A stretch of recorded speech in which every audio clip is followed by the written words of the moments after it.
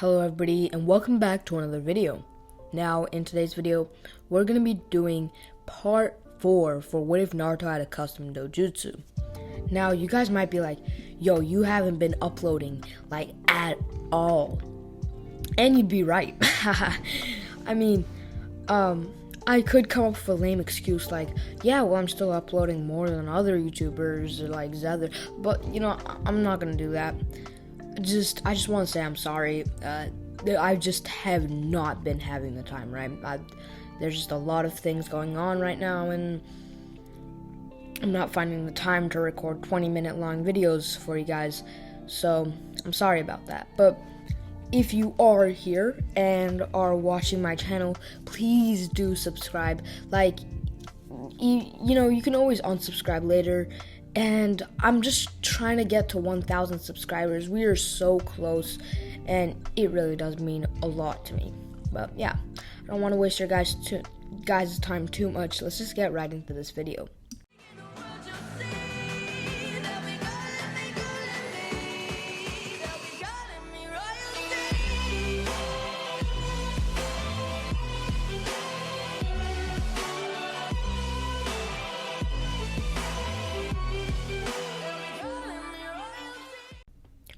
Now, last time we left off, Naruto was just heading to the final stage of the Chunin exams.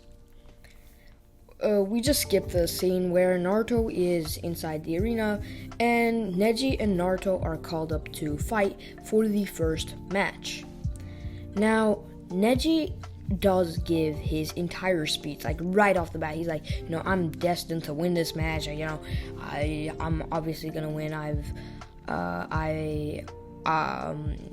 This match, the outcome of this match was determined before it even started. You know, he does that entire thing, but Naruto really just doesn't care. As Naruto says, are you gonna fight me or are y'all talk?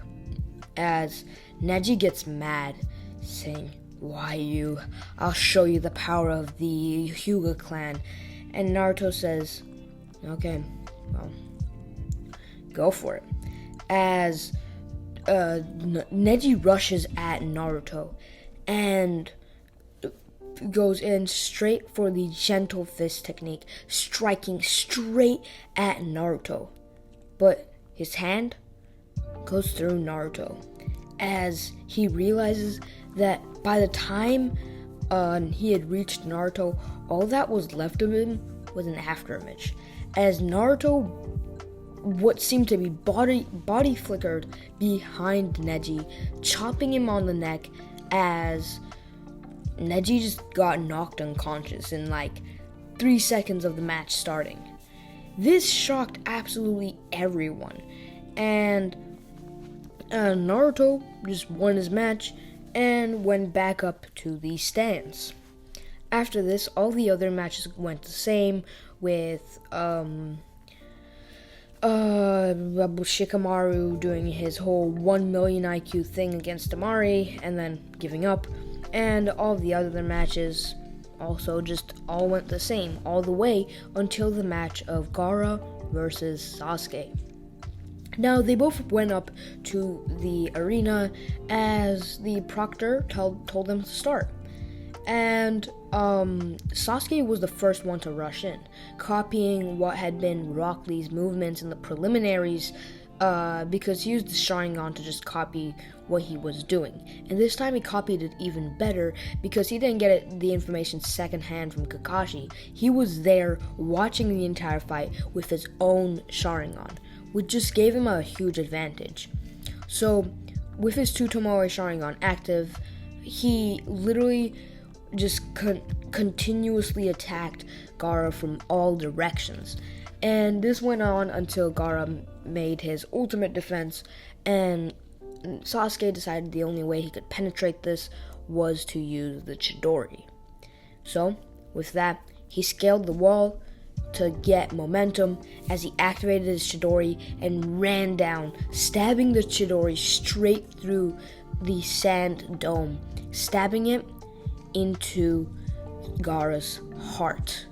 Now, you guys might be like, wait, isn't it his shoulder? No. this Sasuke managed to hit Gaara straight in the heart, nearly killing him, if, of course, he was a normal human. But as we all know, Gaara is a Jinchuriki.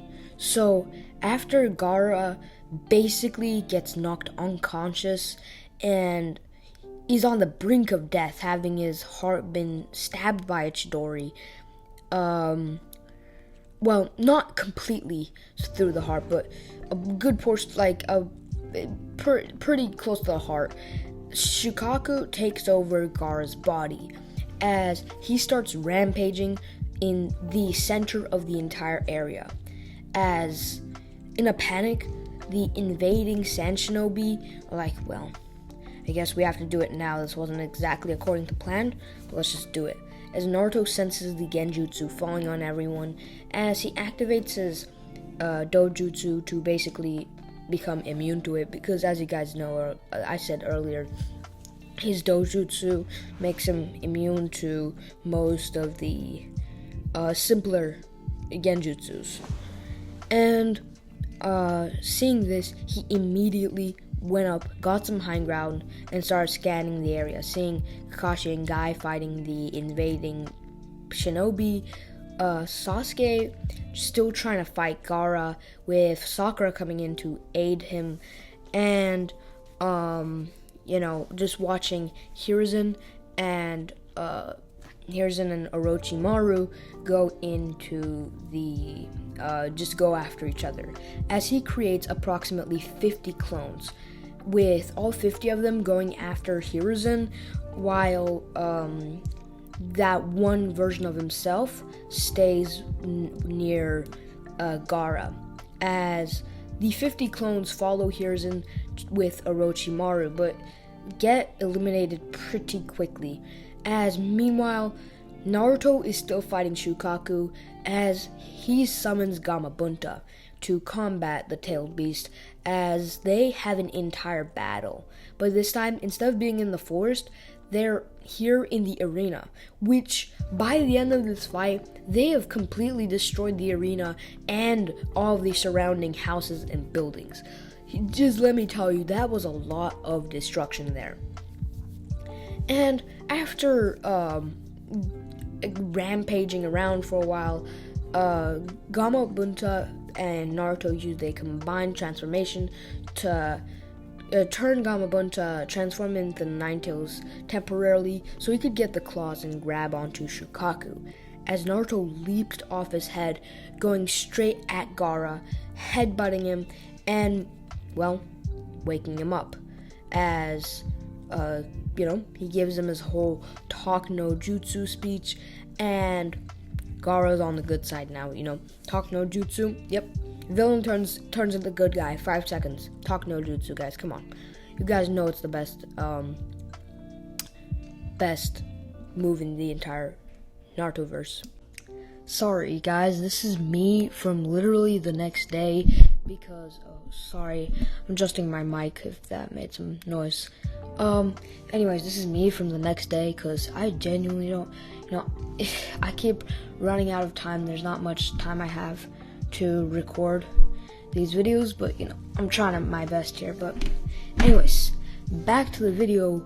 Basically, since I came back, we were just, when Naruto talk no jutsu'd Gaara back to and turn him into a good guy, basically, and then he decided to, go check up on his shadow clones, realizing that all of his shadow clones had already been taken care of, and, well, actually most of them, and the rest of them had been trapped outside of the barrier border thingy that Orochimaru had created between Hiruzen himself and Hiruzen and himself were inside the border while everyone else was stuck outside of it.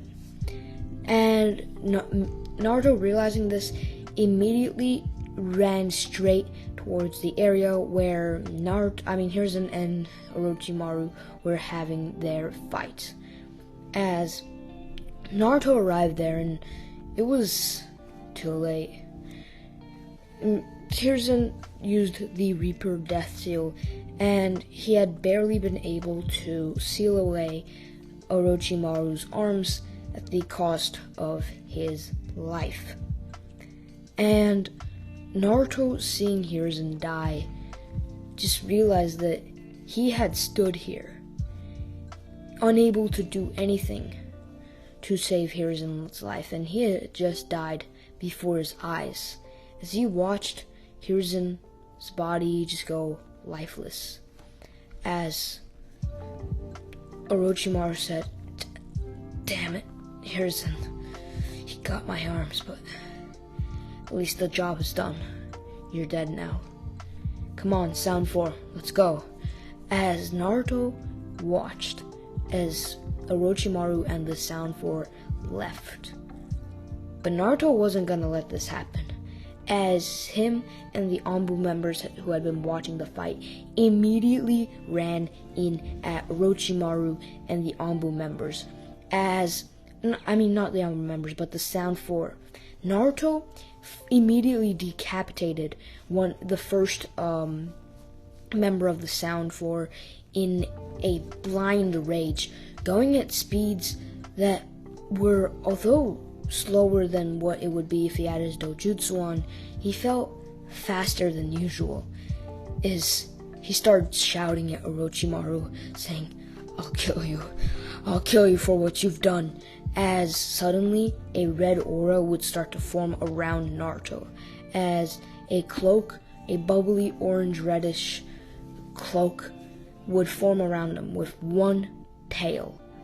As Naruto, using this power, would immediately go ahead and take out another one of the Sound 4, with the Anbu members taking care of the other two. And with that, all of their attentions would turn to Orochimaru, who at this point was running away. But Naruto, using his one-tail's cloak, immediately caught up to him and started clawing him and hitting him, like completely comboing Orochimaru. But Orochimaru isn't weak, as he sort of started to, after getting used to the original shock of having Naruto land that first blow, he started countering his moves. But at the same time, the Anbu members came in and started attacking Orochimaru, as Orochimaru realized that he wasn't winning this fight, as he had to desummon himself, reverse summon himself, and get himself out of there. With that, Orochimaru was gone, and Naruto collapsed to the ground, passed out, after accessing the Nine Tails power for the first time at this point. Afterward, he woke up, and the instant he woke up, he saw Jiraiya standing over him, as he said, "Come on, get up. We've got a mission to go on." As Naruto would wonder what's going on, Jiraiya would say, "The Hokage died, and we can't just stay without a Hokage. We need to have someone to be the Hokage of this village, and I know just the person, so we were sent on a mission to find her. Well, at least I was, but I know that if you come along, this mission will be a lot faster." As Naruto says, "Yeah, I guess you're right." As he thinks back to Hiruzen and his death, he sort of frowns, but realizes that there's no point in being sad about the past, as afterwards, they head off on the trip. Now, it doesn't take them long, because they sprint, full-on sprint all the way to the place where Tsunade is potentially staying at. And instead of in the original, just staying at a hotel area, walking to the place first, staying at a hotel area, and meeting Itachi, sleeping, walking some more, doing all that stuff. No. It's like Naruto and Jiraiya are pretty powerful and durable and can run for long amounts of time, so they went full speed, just no rest, and they went to a approximate area where Tsunade might be, as they started questioning, asking people to see maybe where Tsunade was. And eventually, one person managed to tell them some information of the general city that Tsunade was in. Now, hearing this information, Jiraiya and Naruto only sped up, as they wasted literally no time heading to that village really, really quickly. And they actually searched around the area for a long time, but, didn't find too much, as by then it was already nighttime, so they decided that, they would just go to a bar, get something to eat, and then maybe they'll continue searching and asking questions to see, maybe Tsunade was somewhere else now. As they sat in the bar and they started, eating some food, as they heard a woman, making a lot of noise in the back. As it got to the point where Jiraiya literally got up from his seat and walked up to that table, being like, "Can you quiet down, please?" As he looked at the person and saw Tsunade. As Jiraiya was like, "Wait, Tsunade?" As Tsunade looked up at Jiraiya and was like, "Jiraiya, what are you doing here?" As Jiraiya looked at him and her, as he explained everything. How, Hiruzen had died, and, they were here to, make her the new Hokage. And, basically, obviously, Tsunade declined, doing the entire thing about how the role of Hokage is, terrible, and, just talking trash about all the previous Hokage. And Naruto, who had just joined in on the conversation, was like, "Wait, you did not just disrespect the Hokage like that." As Tsunade was like, "Yeah, and who are you? What are you gonna do about it?" As Naruto was like, "Oh, no. As, he gave a speech about how the Hokage gave his life to save the village and it's an honorable role. As Tsunade just has enough of it, as she's like, "You know what, let's take this outside. How about this? If you land a single hit on me, I'll come back to the village, but if you can't, I'm staying here." As Naruto's like, "That's a deal." As they both go outside and they get into their positions, as Jiraiya just has a small smirk on his face, and Tsunade's just like, "Okay, let's start." And Naruto's like, "No, you can go first." As Tsunade gets really mad at this, she's like, as she literally runs in at Naruto saying, "Who do you think you are?" And Naruto is actually shocked by her speed, although it is heavily slowed down because, first of all, she's not at full power. Second of all, she's very tired and drunk and in a terrible mood. So Naruto, after activating his dojutsu, immediately is able to dodge out of the way and counter, blocking the blow and nearly landing a hit on Tsunade. And Tsunade just says, "What was that?" And Naruto says, "So now you understand, do you?" As Naruto starts weaving hand signs, as a huge amount of rubble starts being created, as the floor starts breaking apart and turns into something of a rock tsunami, as it crashes into Tsunade. But us knowing Tsunade full well, she just punches through this rock tsunami, as she's like, "If you think that would beat me." As Naruto's like, "No, that wasn't my plan." As Tsunade stands there, and she's like, "Well then, what was?"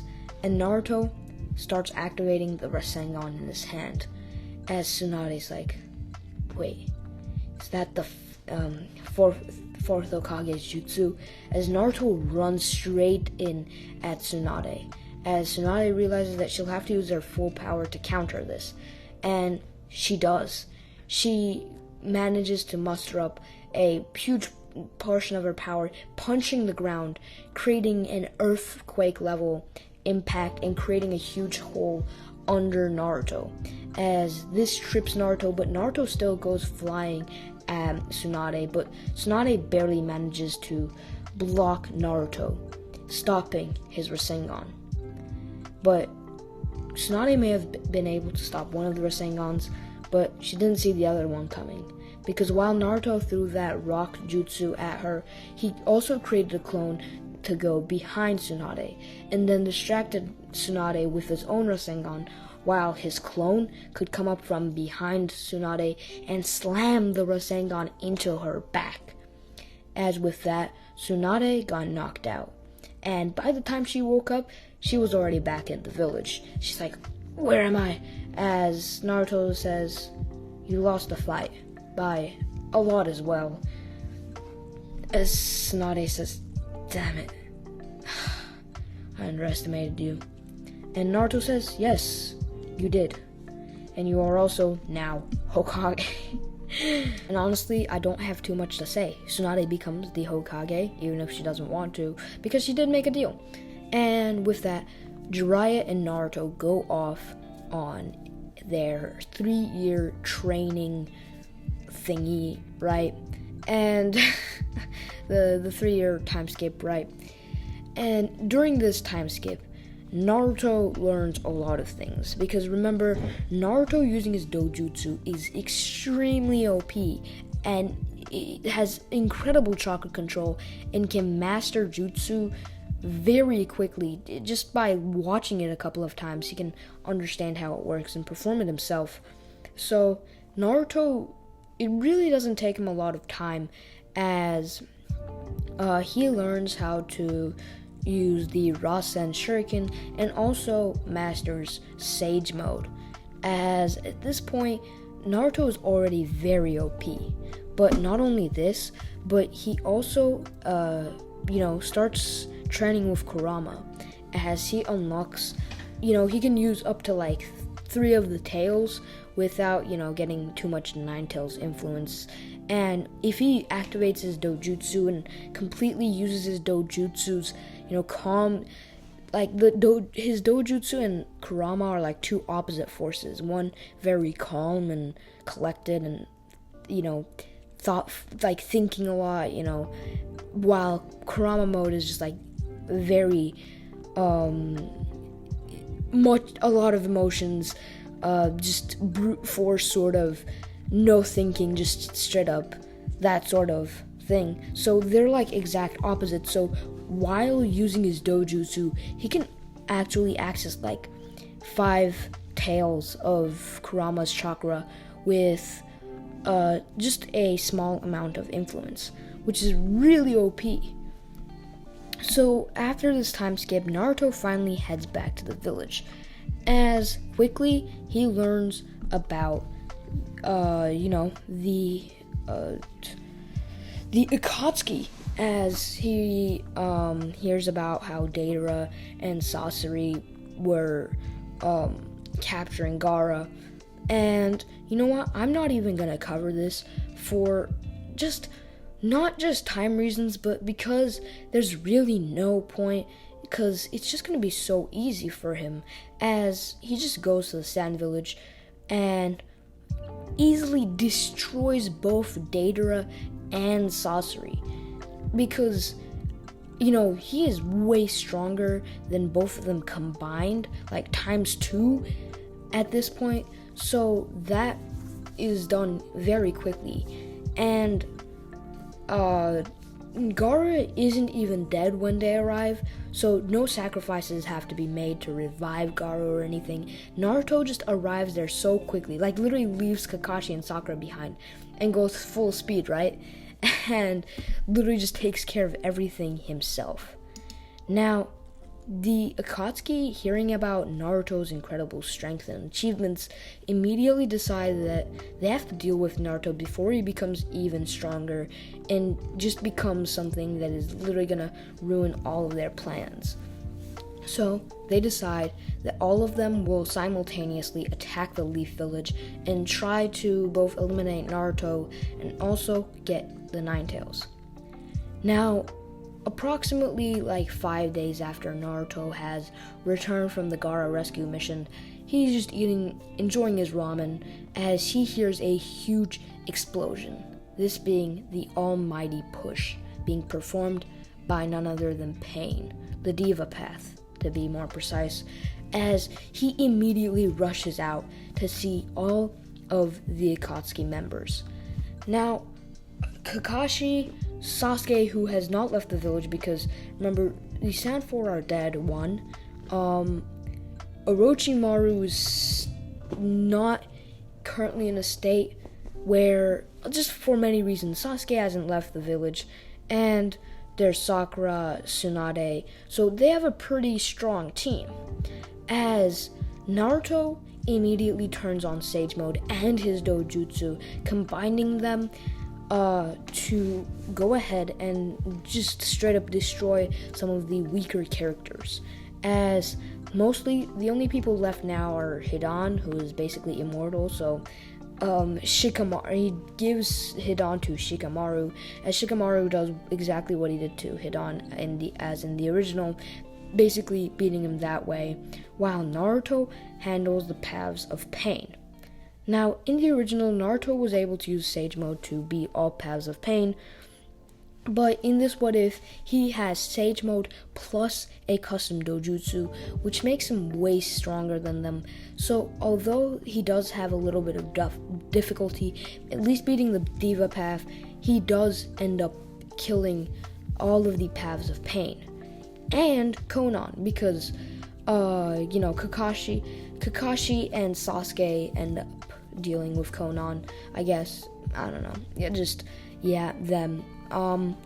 And now the only person left is Obito, as he's like, well, that was unexpected, and says, I guess I'll have to deal with you all myself, as Naruto immediately rushes at Obito at such blinding speeds that not even Obito can process them fast enough to activate Kamui, as Naruto punches him in the gut so hard that it kind of injures Obito, reducing his speed, at least by a little bit.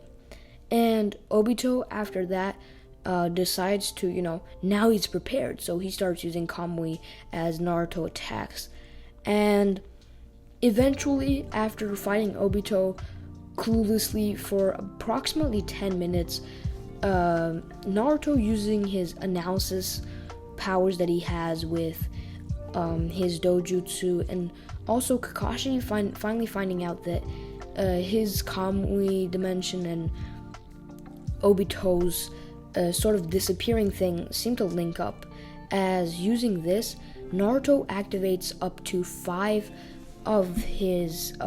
tails of his Nine Tails cloak, and this time rushes in at Obito again, going with a huge Rasengan enhanced by the power of his custom dojutsu and his Nine Tails chakra.